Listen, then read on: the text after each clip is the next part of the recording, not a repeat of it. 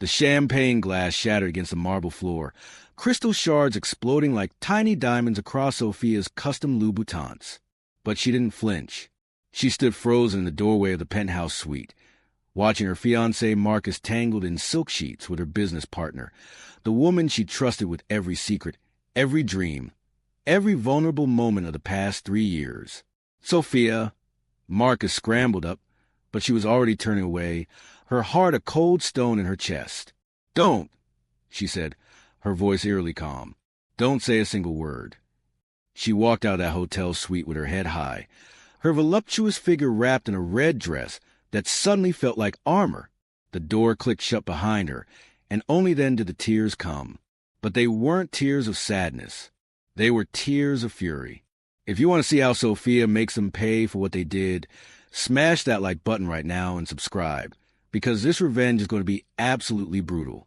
3 months later, Sophia Martinez stood in front of floor-to-ceiling windows overlooking the city, her curves accentuated by a sharp black pencil skirt and silk blouse. Her dark hair was pulled back in a severe bun, her red lips curved in a smile that didn't reach her eyes. In her hand was a manila folder that contained the end of Marcus Stone's empire, but she wasn't going to use it. Not yet. "Miss Martinez, Mr. Blackwell is here for your 9 o'clock, her assistant announced. Sophia's smile widened. Adrian Blackwell, the ruthless billionaire investor who could make or break companies with a single phone call.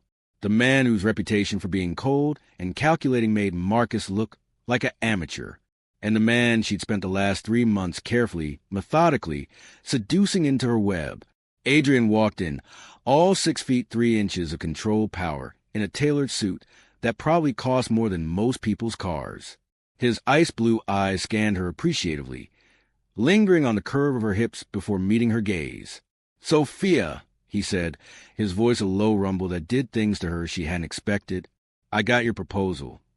And she moved closer, deliberately, watching his jaw tighten as her perfume reached him. "It's brilliant, aggressive, exactly what I'd expect from you." He set the folder down on her desk, his fingers brushing hers. The contact sent electricity shooting up her arm. "But I have questions." "I have answers," she countered, tilting her head. "Over dinner?" His eyes darkened. "Are we still pretending this is just business, Sophia?" Her breath caught. Over the past 3 months, their professional meetings had become increasingly charged. Lingering glances, accidental touches that felt anything but accidental, late-night emails that had nothing to do with quarterly reports. She'd started this as part of her plan. Adrian was Marcus's biggest competitor, and getting close to him was strategic. But somewhere along the way, strategy had become something else entirely. "I don't know," she said honestly, stepping into his space. "Are we?" Adrian's hand came up to cup her jaw, his thumb brushing her lower lip. "I've wanted you since the moment you walked into my office 3 months ago, pitched me that audacious expansion plan, and looked at me like I was just another obstacle to overcome." His voice dropped lower. "I'm not used to wanting things I can't have." "Who says you can't have me?" The words left her mouth before she could stop them. He kissed her then, hard and demanding, his hand spanning her waist and pulling her against him.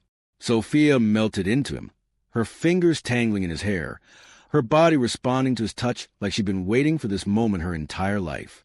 This wasn't part of the plan. This was dangerous. This was real.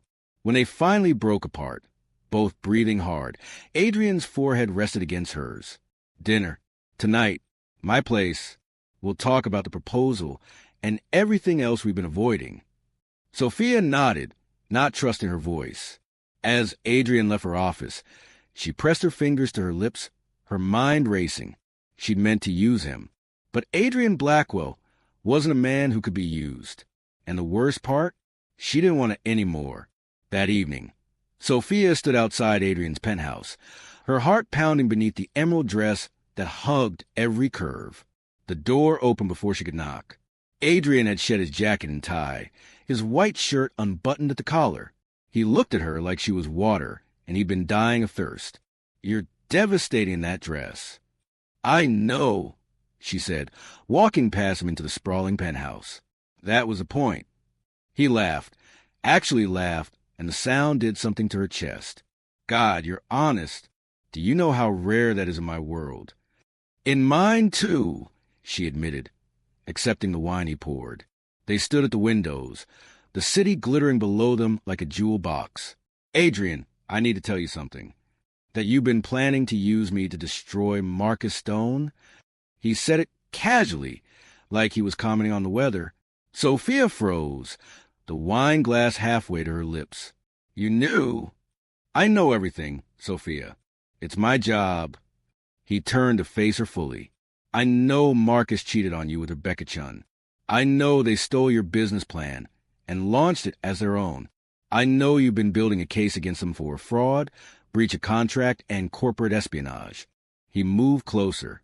And I know you've been getting close to me because I'm Marcus's biggest threat. Shame burned through her. Adrian, I don't care. His hands framed her face. I don't care why you came to me. I care that you're here now. I care that when you look at me, you see me, not just what I can do for you. His eyes searched hers. Tell me I'm not wrong about that. Sophia's heart cracked open. You're not wrong, she whispered. God, help me. You're not wrong. I came to you for revenge, but I stayed for you.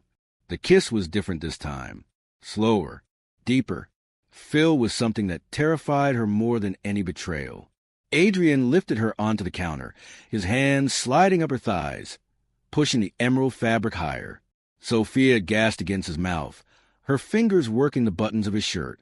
Tell me to stop, Adrian murmured against her throat, his lips tracing fire down to her collarbone.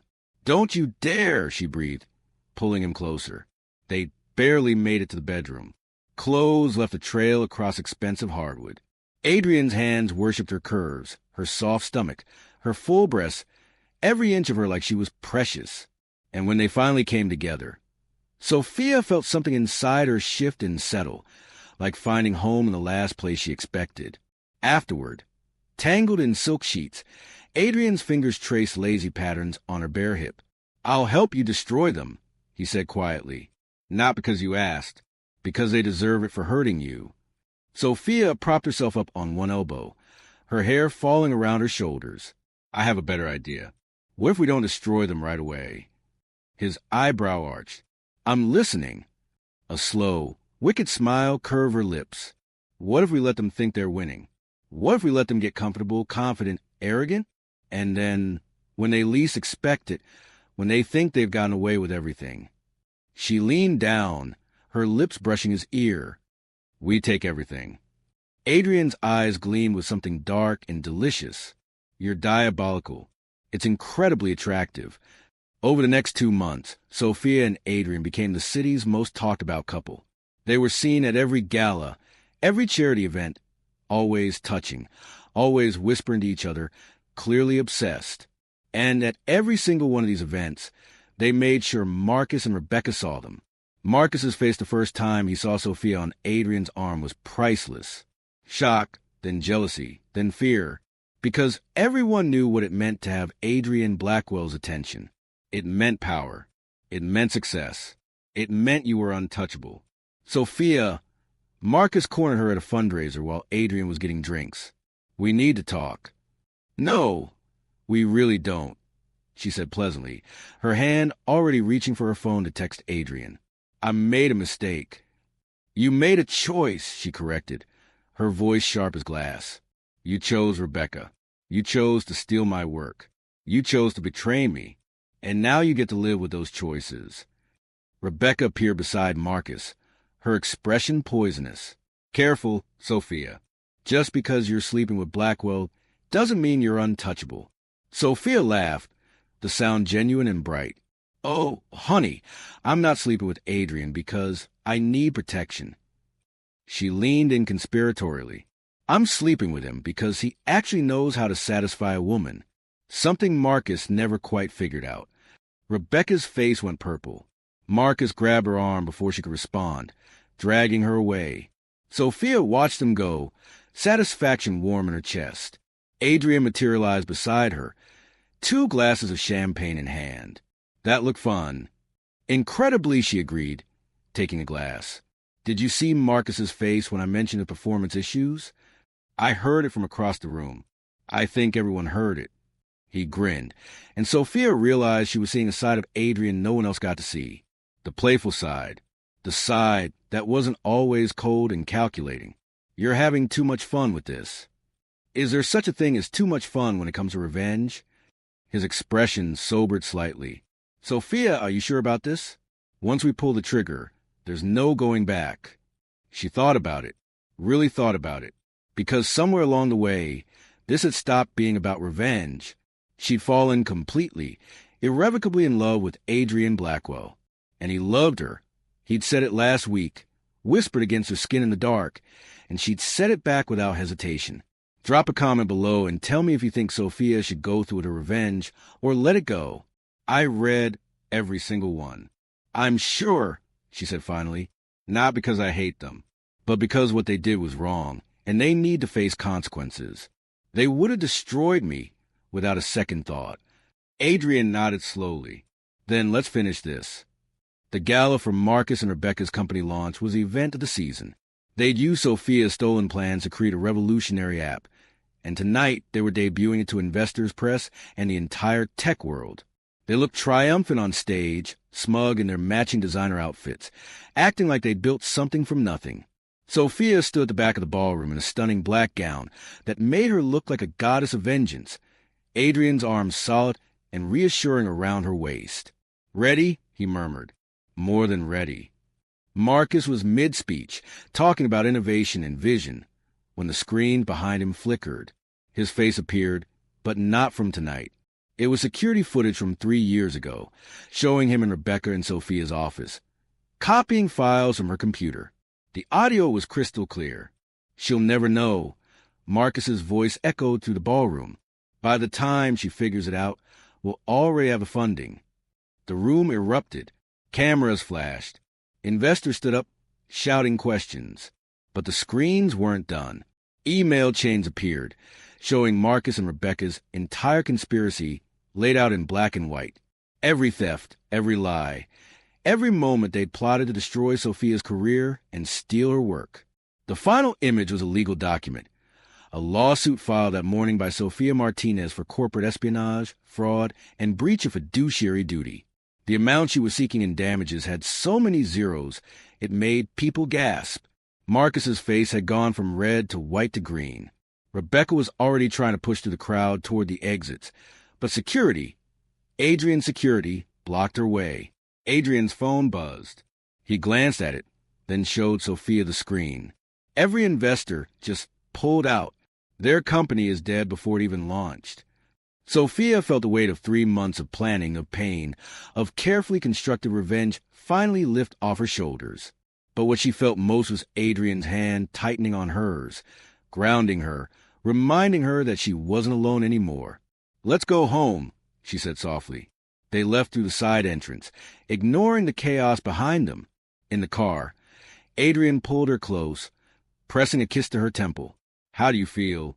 "Honestly, I thought I'd feel more satisfied." She looked up at him.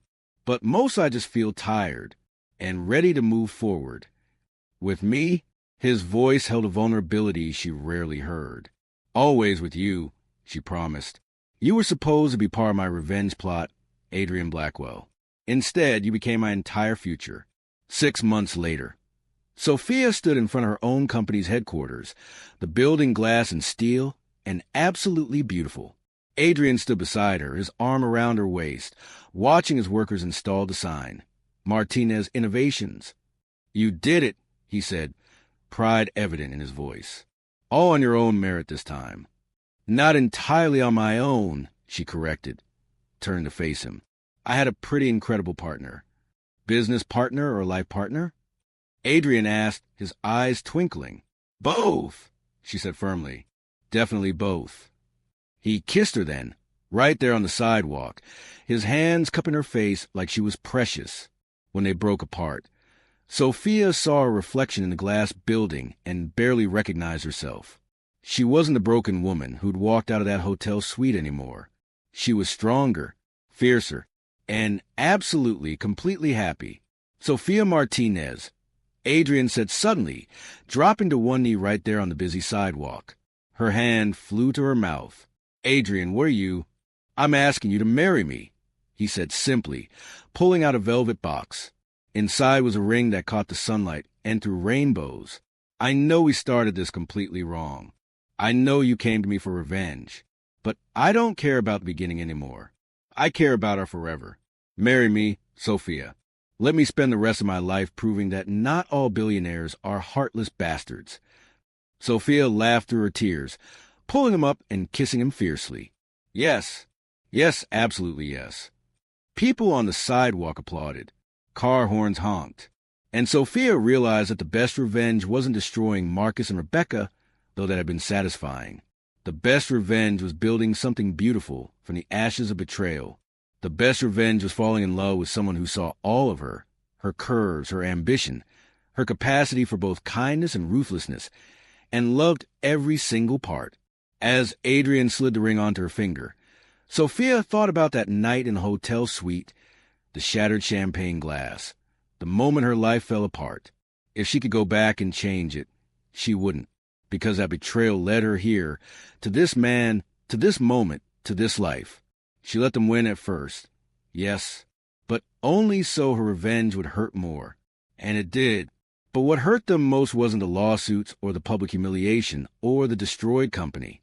What hurt them most was watching Sophia thrive, watching her build an empire, watching her find a love they'd never experienced because they didn't understand loyalty or trust or partnership. That was the real revenge. Living well, being happy, and never looking back. If you love this story of revenge and redemption, hit that subscribe button and turn on notifications because I post stories like this every single week. Comment below with your favorite moment. And don't forget to like this video. Trust me, you don't want to miss what's coming next.